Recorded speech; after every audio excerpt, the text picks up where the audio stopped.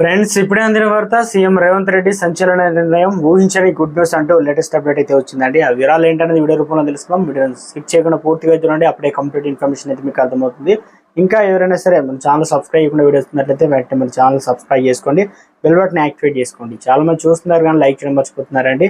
దయచేసి మీరు లైక్ చేయడం వల్ల ఇన్ఫర్మేషన్ అనేది మరింత మందికి రీచ్ అవుతుంది. ఇక లేట్ చేయకుండా వివరాలకు అయితే వెళ్ళిపోదామండి, ఏమాత్రం ఆలస్యం చేయకుండా. తెలంగాణ రాష్ట్ర వ్యాప్తంగా ఎస్సీ ఎస్టీ వర్గీకరణకు సంబంధించి సుప్రీంకోర్టు సంచలన తీర్పు ఇవ్వడంతో తను అసెంబ్లీ వర్గీకరణపై చర్చకు ప్రధాన ప్రతిపక్షం సహకరించాలని CM Revanth Reddy serious అయ్యారనమాట.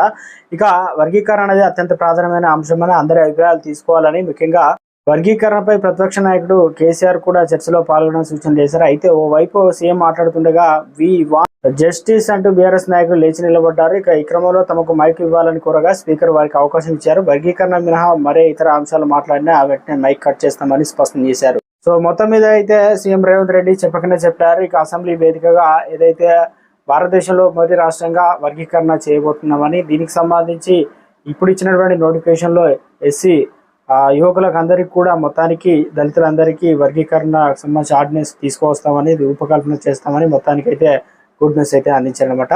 So ఇవన్నీ కూడా ఉద్యోగాలు, రిజర్వేషన్లు తదితర అంశాలపైన సుదీర్ఘంగా మరోసారి చర్చించాలి. దీనికి సంబంధించి కేసీఆర్కి సైతం సూటిగా ప్రశ్న అయితే సంధించారు.